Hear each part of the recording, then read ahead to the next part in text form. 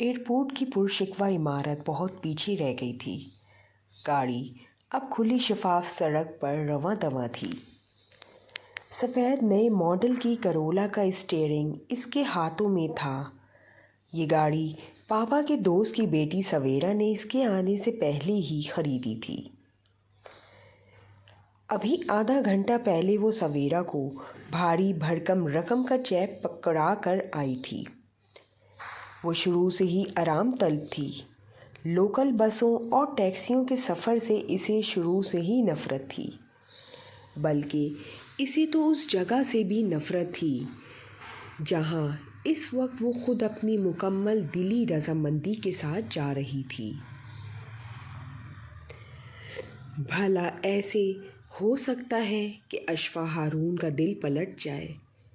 बहुत साल पहले की ये बात तो नहीं कि हयाता आबाद के मकीन इसके हकारत में कहे कहे इन अल्फाज को भुला चुके होंगे, बल्कि वो तो यकीनन इसे अपने घर देखकर और ये जान कर कि अशफा हारून अब हमेशा के लिए यूरोप के शहर से आज़ाद होकर इनके दरमियान रहने के लिए आ गई है, इसका भरपूर तमस्खर उड़ाएंगे।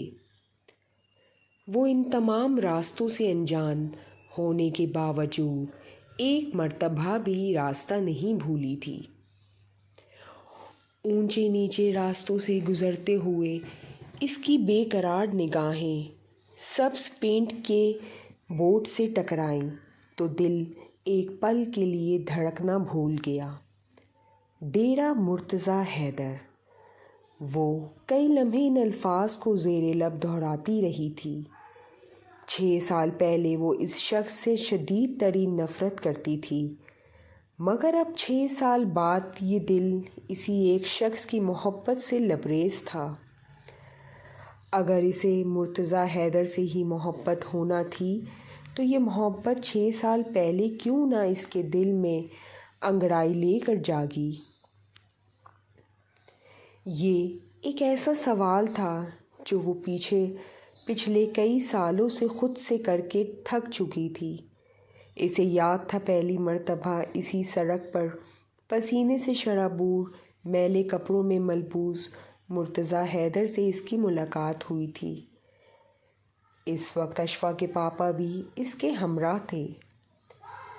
पापा ने ही मुर्तज़ा को पहचान कर गाड़ी रुकवाई और फिर बड़े इत्तेफाक से मुर्तज़ा को गले से लगाया।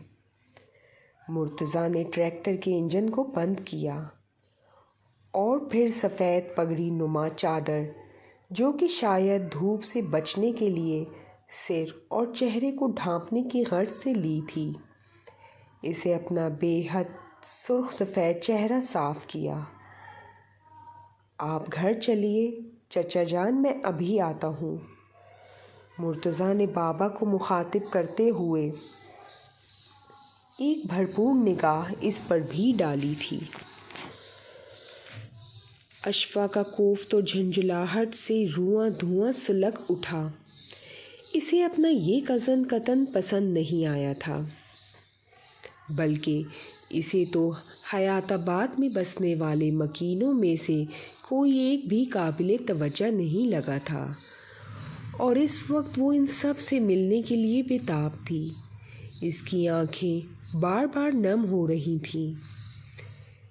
एक नर्म गुलाबी नन्हा वजूद, इसके नक्श भी इसने गौर से नहीं देखे थे, बार बार खिलखिलाता हुआ निगाहों के सामने आता। वो बेचैन होकर गाड़ी की स्पीड बढ़ा देती। तुम कितनी संगदिल माँ हो, कोई इसके कान के करीब चिल्लाया तो अशफा ने बेसाख्ता अपने सुर्ख चमकीले लबों को कुचल डाला। मेरा बच्चा, मेरी जान, मेरा शाज़िम। इसके दिल में एक ममता के सूते फूट पड़े थे।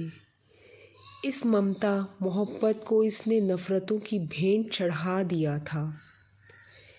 एक मर्तबा निमराह ने कहा था कि अशफा तुम बहुत खुदगर्ज़ हो, और अशफा ने तो बहुत अरसे पहले ही अपनी खुदगर्ज़ी को तस्लीम कर लिया था। وہ بہت خود غرض تھی، مغرور تھی، خود پسند تھی، بے حد ضدی، ہر دم اور جذباتی تھی۔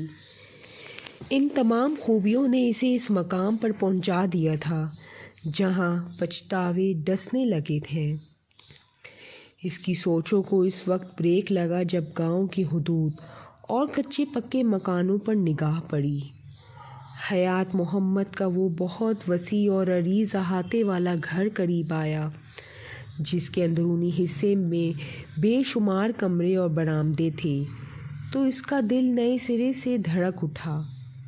یہ بہتیا بہت بڑا گھر ڈھیروں محبتوں کو سموئے باہیں پھیلائے کے کھڑا تھا، مگر 6 سال پہلے وہ اس گھر کو ٹھوکر مار کر اور ان محبتوں سے منہ موڑ کر خود چلی گئی تھی، اور آج وہ پھر اسی دروازے پر کھڑی گو مگو کی کیفیت میں مبتلا تھی۔ لکڑی کا بڑا سا دروازہ بند تھا اور اشفا کے ہاتھ دستک کے لیے اٹھ نہیں رہے تھے۔ نہ جانے کتنا وقت گزر گیا، وہ یوں ہی چلچلاتی دھوپ میں ہر شے سے بے نیاز کھڑی رہی، اور پھر تمام ہمتوں کو جمع کر کے اس نے دروازے کو دھکیلا تو وہ خود بخود ہی کھلتا چلا گیا۔ وہ لڑکھڑاتے قدموں سے چل رہی تھی اندرونی دروازے کے قریب۔ اس کے قدم ایک دفعہ پھر زنجیر پا ہو گئے۔ کیا یہ لوگ مجھے قبول کریں گے؟ تمام تر نافرمانیوں، منمانیوں، بدتمیزیوں کے باوجود ایک دفعہ پھر سینے سے لگا لیں گے؟ کیا اس گھر کی طرح ان کے ضرب بھی وسیع ہیں؟ یہ وہ سوال تھے جن کے جواب کم از کم اسے اس وقت بھی نہیں مل رہے تھے جب وہ امریکہ میں ان لوگوں کی یاد اور شازم سے ملنے کے لیے تڑپ رہی تھی۔ ان 4 مہینوں کے اندر اندر وہ یعنی اشفا ہارون سراپا بدل گئی تھی۔ اس کا دل کیا بدلا، سوچ اور نظریات تک بدل گئے۔ اتنے برسوں سے وہ جس ماحول کا حصہ رہی تھی، ایک دم ہی وہ ماحول اجنبی اور پرایا لگنے لگے تھے، اور اس کا دل چاہ رہا تھا کہ وہ اپنے آشیانے کی طرف اڑ کر پہنچ جائے، مگر بہت سی مجبوریوں کی وجہ سے اسے کچھ عرصہ مزید وہاں رکنا پڑا۔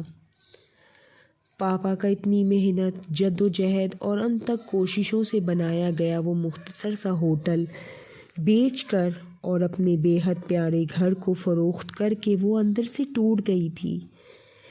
اس گھر میں اس کی بے حد سیدھی اور معصوم سی مما کی ڈھیروں یادیں تھیں۔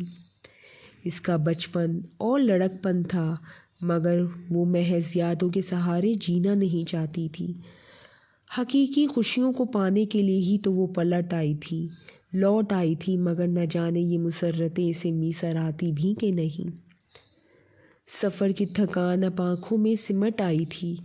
وہ 2 دھدیا گداز مخروطی انگلیوں والے ہاتھوں سے آنکھیں دباتے ہوئے دروازے کا ہینڈل گھمانا چاہ رہی تھی، جب ایک دم ہی اندر سے کسی نے دروازہ کھول دیا تھا، اور یہ کوئی اور نہیں مہوش تھی، جو کہ نہ جانے کتنے ہی رنگ آنکھوں میں لیے یک ٹک اشفا کو دیکھے جا رہی تھی۔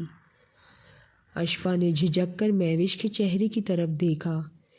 مہوش کے چہرے سے سرخی جھلکنے لگی تھی، جبکہ آنکھوں میں نفرتوں کا ٹھاٹے مارتا سمندر موجزن تھا۔ حیرت، بے یقینی اور اس کے بعد بے تحاشا ناگواری اور نفرت کے استقبال نے اشفا کی رہی سہی ہمت کو بھی نچوڑ دیا تھا۔ کیا لینے آئی ہو یہاں؟ مہوش نے زہریلے لہجے میں کہا۔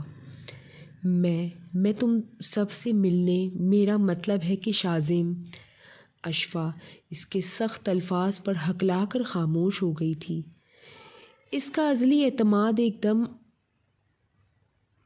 ارنچھو ہو گیا تھا۔ اس کی تمام تر بہادری اور بے خوفی اور وقت صرف ایک ہی خوف کے زیر اثر تھی کہ یہ لوگ مجھے دھتکار نہ دیں، ٹھکرا نہ دیں، کیونکہ اشفا ہارون اب کی تمام کشتیاں جلا کر آئی تھی۔ دفع ہو جاؤ یہاں سے اپنا غلیظ وجود لے کر۔ نفرت ہے مجھے تم سے، اگر غیرت ہوتی تم میں تو کبھی لوٹ کر نہ آتی، مگر تم جیسی عیاش امیر زادیاں بے غیرتی میں ڈگری لیے پھرتی ہیں۔ مہوش نے دبی آواز میں چیخ کر کہا اور پھر غراتے ہوئے اشفا کو دھکا دیا۔ وہ لڑکھڑا کر کچھ قدم پیچھے ہٹ گئی۔ نکل جاؤ اس گھر سے، تمہاری اب یہاں جگہ بالکل نہیں ہے۔ مہوش 2 سیڑھیاں مزید نیچے اتر کر غررائی اور پھر اس کا گداز ملام بازو اپنے شکنجے میں جکڑ کر ایک دفعہ پھر جھٹکا دے کر بولی، اس گھر میں سب تم سے نفرت کرتے ہیں، مر چکی ہو تم سب کے لیے۔ مرتضیٰ تمہاری شکل پر تھوکے گا بھی نہیں۔ کس آس کس امید پر آئی ہو؟ نکلتی ہو یا لگاؤں 2 ہاتھ؟ مہوش تو بھپری شیرنی کی طرح گویا اس پر جھپٹنے کے لیے تیار بیٹھی تھی۔ اتنی توہین، اس قدر بے عزتی، اشفا کے سفید گال تھپ اٹھے، آنکھیں گلابی سے سرخ مائل ہو گئیں۔ مجھے شازم سے ملنے دو، اس نے لڑکھڑائی آواز میں کہا تو مہوش ایک مرتبہ پھر چنگاری، کون شازم؟ کوئی تعلق نہیں تمہارا شازم کے ساتھ، اب دفع ہو جا ورنہ بالوں سے گھسیٹ کر باہر پھینک آؤں گی، جا چلی جا۔ مہوش کو یہ بھی خوف تھا کہ اندر سے دادی یا تائی میں سے کوئی اٹھ کر نہ آ جائے۔ کسی کے بھی آنے سے پہلے وہ اس عذاب کو نکال دینا چاہتی تھی۔ میں چلی جاتی ہوں مگر مجھے میرے بچے سے ملنے دو، میں ایک مرتبہ اسے دیکھنا چاہتی ہوں۔ آنکھوں سے بہتے آنسو، لبوں پر التجا، مگر سامنے کھڑی عورت نہ دیکھ رہی تھی نہ سن رہی تھی۔ وہ بس جلد از جلد اسے گھر سے نکال دینا چاہتی تھی، مگر کیوں؟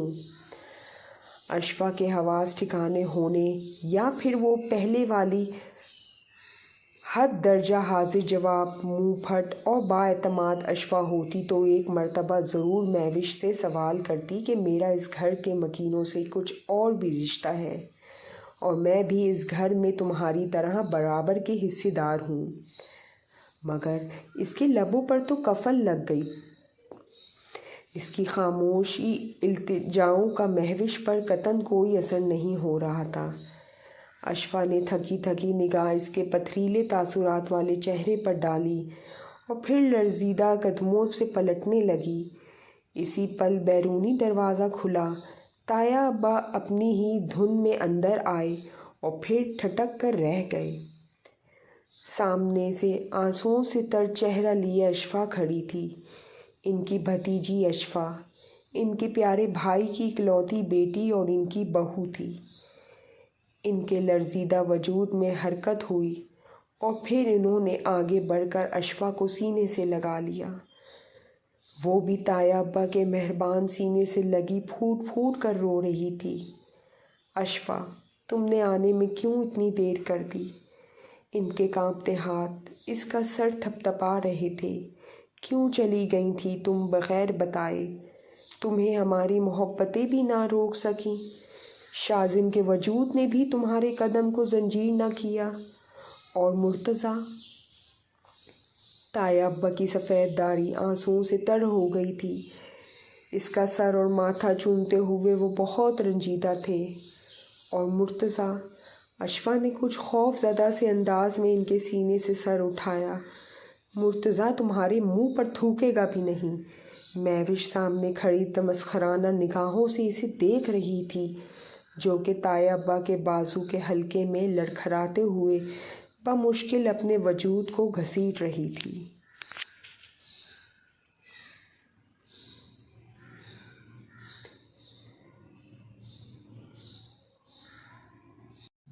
قسط نمبر 2 جلد ہی چینل پہ اپلوڈ کی جائے گی، ہمارے ساتھ جڑے رہیے۔